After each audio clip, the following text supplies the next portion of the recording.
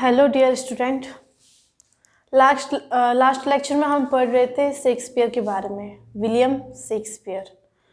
तो अभी उसी का सेकंड पार्ट है। उन्होंने जो सेकंड एक और लिखा है, जो पढ़ा था वो हमने लिखा था टू हिज लव, यानी कि उसके प्यार में। और अभी जो है वो हम देख रहे हैं रिमेम्ब्रेंस। रिमेम्ब्रेंस यानी कि एक किसी की याद में लिखा गया कोई है, तो वो याद में लिखा गया था। ठीक है, वो किसी की याद में लिखा हुआ था। और अब जैसे कि लास्ट लेक्चर में हमने पढ़ रखा है विलियम शेक्सपियर के बारे में कि उनको क्या कहा जाता है, बार्ड ऑफ एवन भी कहा जाता है, एवन के राजकुमार भी कहा जाता है, बिकॉज उनका जो जन्म हुआ था वो हुआ था स्ट्रैटफोर्ड एवॉन में हुआ था। ठीक है, उसके अब ये है रिमेम्ब्रेंस। ठीक है यानी कि उसकी याद में। हाँ के विलियम शेक्सपियर। तो उनका एरा कौन सा था, जो जिस एरा में उन्होंने लिखा था, मैंने लास्ट लेक्चर में आपको बोल भी रखा है। उनकी जो दो एरा थी, एक तो थी एलिजाबेथन एरा एंड सेकंड था जैकोबियन एरा। ठीक है, और जो एक उनकी वाइफ का भी नाम बता दिया था। इवन उनकी जो पूरी जीवनी मैंने आपको बता दी थी। किसके बारे में? विलियम शेक्सपियर के बारे में। विलियम शेक्सपियर के बारे में।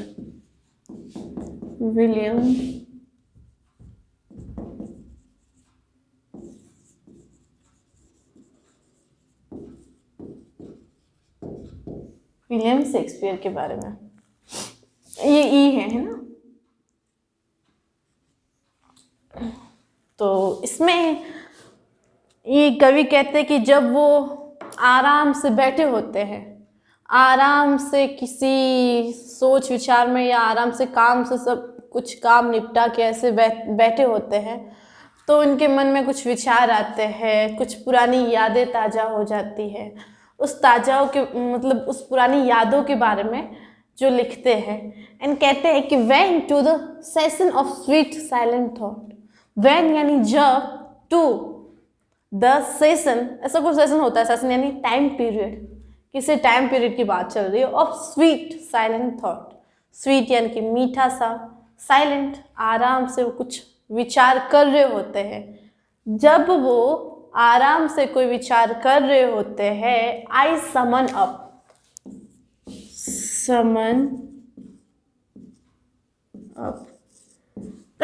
समन क्या होता है?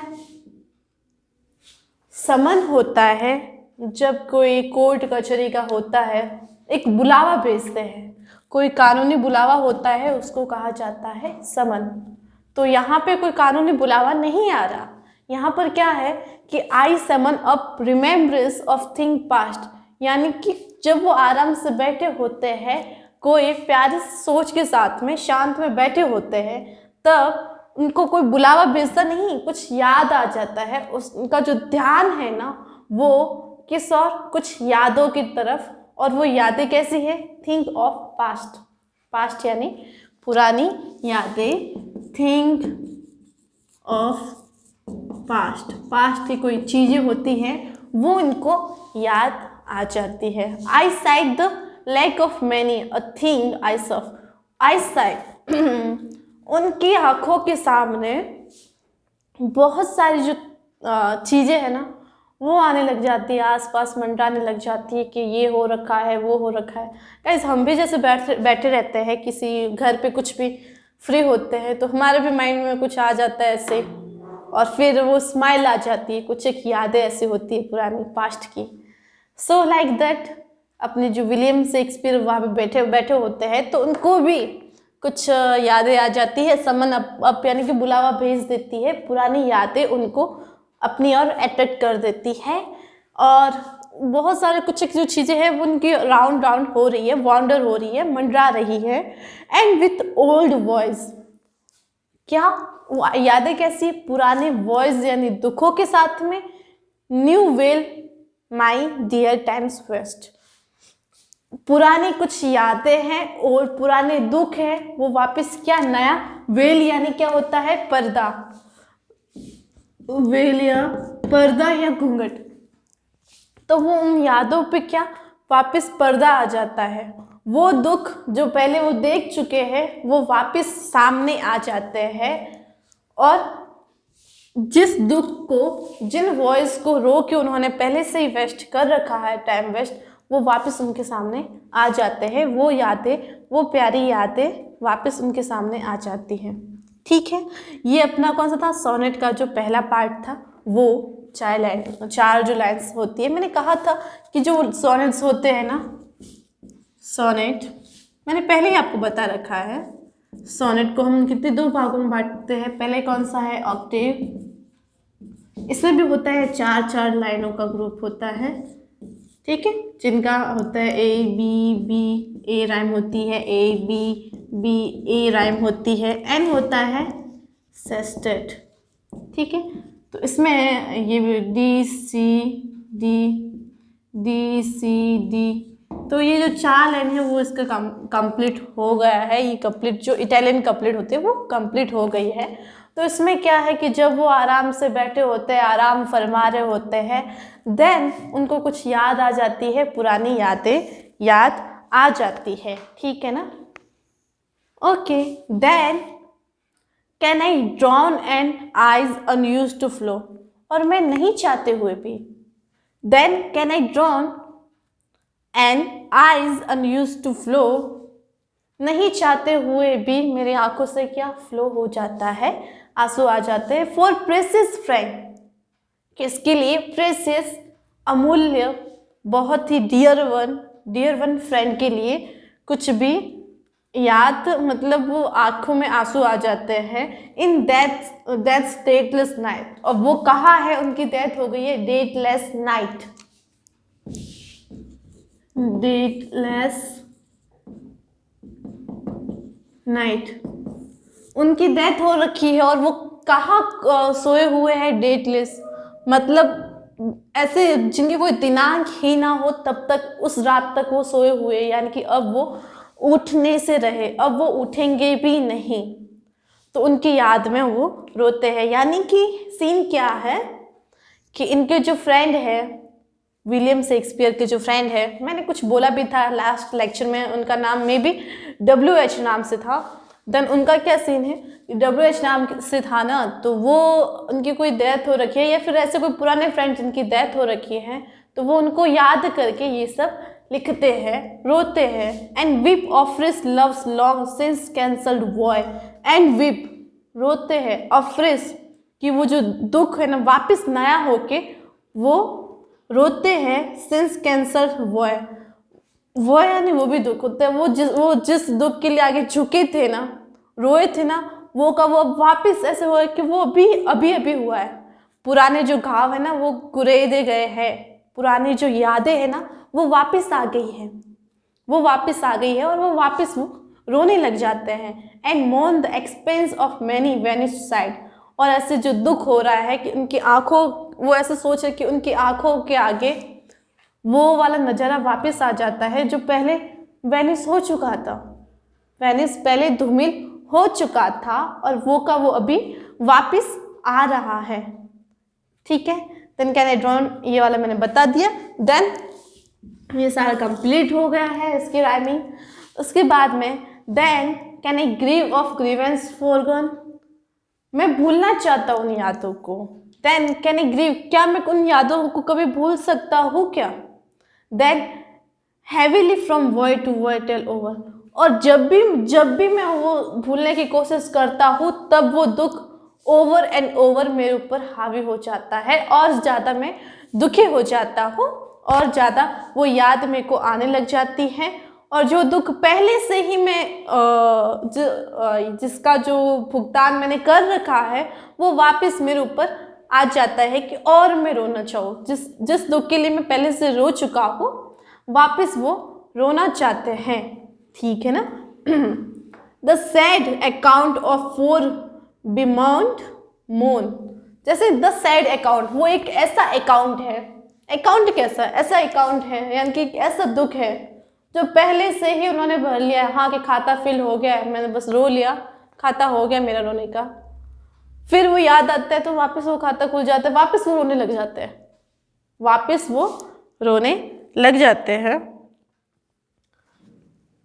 Which I now pay as if not paid before। और अब ऐसा होता है कि एक ऐसा अकाउंट हो जाता है जिसको मैंने कभी पे किया ही नहीं है और वापस पे करना होता है। समझ रहे हो ना कि वो एक बार रो चुकी है। जैसे आपको आपकी मम्मी, एक हाँ छोटा बच्चा होता है, छोटा बच्चा होता है, उसको जैसे उसकी मम्मी मार देती है, पीट देती है, तो वो रोता है, ठीक है, रोता है, फिर थोड़ा टाइम बाद में शांत हो जाता है, फिर वापस उसे याद आता है उसके बारे में, तो वो वापस रोने लग जाता है, जबकि वो उसके लिए, उस अकाउंट के लिए पहले से ही वो रो चुका है, बट वापस रोने लग जाता है। एकदम इसी की तरह जो अपने विलियम शेक्सपियर है, अपने फ्रेंड की याद में पहले वो रो चुके होते हैं, पर वापस जब वो याद आता है उनको तो वापस रोते हैं। तो उनको ऐसा लगता है कि ये एक ऐसा अकाउंट है, ये एक ऐसा अकाउंट है, कॉमर्स की चीज़ें आ गई उनके बीच में, कॉमर्शियल थिंग, कि वो एक ऐसा अकाउंट है जो उन्होंने पहले पेड कर रखा है, पहले फिल कर रखा है उन्होंने, पर वापस वो पे कर रहे हैं, वापस वो पे कर रहे हैं। आई थिंक आपको समझ में आ गया होगा। मतलब उनका दुख, उनको ऐसा लगता है कि नया नया हुआ हो, ठीक है। मोस्टली ऐसा होता है कि टाइम चेंज एवरीथिंग, टाइम के साथ सब कुछ बदल जाता है, बट एक फ्रेंडशिप का रिश्ता है या कुछ एक डियर वन जो अपने बहुत प्यारे होते हैं, कभी कभी हम रात को सोते हैं अकेले होते हैं, देन कि कुछ एक घटना हमारे साथ घटी होती है, उसके लिए हम पहले रो चुके होते हैं, फिर भी हमें याद आ जाता है, फिर भी हमें याद आ जाता है और मैं अपने आंखों से आंसू आ ही जाते हैं, हम नहीं चाहते फिर भी वो आ जाते हैं। एकदम ऐसा ही हुआ था शेक्सपियर के साथ में, विच आई नो, यानी कि उनको एक अकाउंट बना रखा है कि जो मैं पे कर रहा हूँ, वापस पे कर रहा हूँ, जो ऑलरेडी मैंने पेड कर रखा है, पहले से ही पेड कर रखा है, वो वापस मैं पे कर रहा हूँ। But if the while I think on you, and में क्या होता है, एंड की जो लाइन होती है उनका कंक्लूजन होती है जो हैप्पी टाइम, ठीक है, कि बट इफ द वाइल, कि जब आई थिंक मैं सोचता हूँ, क्या, ऑन दी मतलब जब मैं तुम्हारे बारे में सोचता हूँ, यानी कि जो मरे जो फ्रेंड जिनकी डेथ हो गई है उनको सोच के तो मतलब वो रोना आता है। फिर वो सोचते हैं किसी और अपने फ्रेंड के बारे में, दी यानी कि वो अपने उन फ्रेंड के लिए यहाँ पे यूज हुआ है जो अभी भी अलाइव है, जो अभी भी जिंदा है ना। तो वो कहते हैं कि ये सब तो दुख मैंने देख रखा है, बट फिर मेरे माइंड में जब मैं सोचता हूँ आपके बारे में विचार आता है, आपके बारे में मतलब फ्रेंड्स के बारे में कहते हैं, all losses are restored and sorrow end. तो ऑल लॉसेस एंड जो मैंने खो दिया है ना, जो मैं खो चुका हूँ, आर रिस्टोर्ड, वापस क्या होते हैं, रिस्टोर्ड होते हैं, वापस वो एकत्रित हो जाते हैं, एंड सॉरो एंड, और सारे जो दुख है वो क्या खत्म हो जाते हैं, सारे दुख वो खत्म हो जाते हैं। तो कुल मिला के ओवरऑल वो क्या कहते हैं अपने फ्रेंड के बारे में, शेक्सपियर यहाँ पे कहना चाहते हैं कि जब वो आराम से बैठे होते हैं तो उन फ्रेंड की याद आ जाती है जो पहले उनके लिए बहुत ज़्यादा डियर वन हुआ करते थे। एंड में फिर उनकी हो जाती है डेथ के बाद में उनकी बहुत सारी यादें उनको सताती है, यादें मतलब उनको बहुत ज़्यादा याद आती है, और जब भी याद आती है वो रोने लग जाते हैं, हर रोज याद आते तो हर रोज रोने लग जाते हैं। और एक ऐसा रहता है कि कोई एक ऐसा अकाउंट है जो मैंने पहले से पेड कर रखा है, एक ऐसा दुख जिसके लिए पहले से मैं रो चुका हूँ, उसके लिए वापस और दुख होने लग जाता है और मैं रोने लग जाता हूँ। फिर बहुत ज़्यादा उनको टेंशन होती है। एंड में क्या होता है कि जब वो सोचते हैं उन फ्रेंड के बारे में जो कि अभी अलाइव है, तो उनका सारा जो लॉसेस है क्या हो जाता है, रिस्टोर हो जाता है और सारे दुख मिट जाते हैं। ये लिखा है अपने विलियम शेक्सपियर ने। तो देखने से इसमें बहुत अच्छी अच्छी चीज़ें लिखी हुई है, और एक सोनेट है, मैंने राइमिंग पे बता दी है। जैसे इसमें राइमिंग हम देखना चाहेंगे तो पीछे लिखा हुआ है thought past short time waste, तो उसमें सेम एज इट ऐसे ही है। ओके, देन विलियम शेक्सपियर बहुत अपने महान कवि हुआ करते, उन्होंने जो लिखा है एक एक उनकी जो क्रिएटिविटी है ना, बहुत मतलब अलग ही लेवल की है और पढ़ने में बहुत अच्छा समझ में आता है। उन्होंने अपने साथ में जैसे विलियम शेक्सपियर ने लिखा है ना, वो ट्रेजेडीज, मैंने लास्ट लेक्चर में आपको बताया था कि जो ट्रेजेडीज लिखी है ना, उनको फेमस करने के लिए, मतलब विलियम शेक्सपियर को फेमस करने का जो मेन जाता है ना क्रेडिट, वो जाता है उनके जो ट्रेजेडीज जो उन्होंने लिखी है ना उसमें। तो ये जैसे सोनेट्स उन्होंने लिखे हुए, तो उन्होंने कुल मिला के जो सोनेट्स लिखे हैं 154 सोनेट्स लिखे हैं। कितने लिखे? 154 सोनेट्स। और ये सारे सोनेट्स है ना कब पब्लिश हुए थे? उनकी डेथ के बाद में, आफ्टर हिज डेथ ये सारे पब्लिश हुए थे। ठीक है, उन पब्लिश में भी उनकी बेटी जो सुजैन हुआ करते थे उन्होंने पब्लिश करवाए थे। और जो हमने पढ़ा है ना वो है कौन सा? 13th, मतलब 30, जो 30 नंबर का जो अपने है ना, ये सोनेट है किसका? विलियम शेक्सपियर का। तो अगर उनको जैसे इससे बट मोस्टली है ना, इसको अगर याद किया जाता है तो वो किया जाता है when to the session of sweet silent thought, इस नाम से ही, मतलब इसको जैसे गूगल सर्च करते हैं या इन टाइटल इनका यही रह रहा है मोस्टली। हम इसको 30 ये 30 के नंबर से कम लोग जानते हैं। When to the session of sweet silent thought, इस हिसाब से इनको ज़्यादा जाना जाता है। तो ये बहुत इनका प्यारा है। दैट्स ऑल, ये अपना ये हो गया है। अब इनके आगे हम जैसे पढ़ेंगे ना, इनके आगे हम जैसे पढ़ने वाले हैं, तो इनके आगे अपना होगा बेन जॉनसन का। बेन जॉनसन का है कि माई लेडी इन लव चैरियट, जो वो प्यार के बारे में है। और जो विलियम शेक्सपियर ने लिखा है एज अपनी फैमिली के लिए भी बहुत अच्छा लिखा है। फैमिली के साथ में ही अपने फ्रेंड्स लोगों के लिए भी लिखा गया है। फ्रेंड्स लोगों के अलावा ट्रेजेडीज, एक शायद ट्रेजेडीज भी लिखी हुई है, अपनी वाइफ के लिए भी लिखा हुआ है। सो कुल मिला के शेक्सपियर मतलब वन ऑफ माय फेवरेट भी कहेंगे। और लाइफ में अगर देखो वर्ल्ड में सबसे अच्छे जो लिटरेचर या अच्छे जो हुआ करते थे ना राइटर, उनमें से विलियम शेक्सपियर एक थे। तो अपना जो टॉपिक है विलियम शेक्सपियर का, जो दो थे, एक तो था रिमेम्बरेंस और एक था टू हिज लव, वो हो गया कंप्लीट। अब नेक्स्ट में हम पढ़ेंगे मे बी बेन जॉनसन भी हो सकते हैं। तो उसकी तब तक के लिए थैंक यू। इफ़ आपको समझ में नहीं आता you can direct contact to me, and आप कॉलेज में भी आ सकते हो। Thank you so much.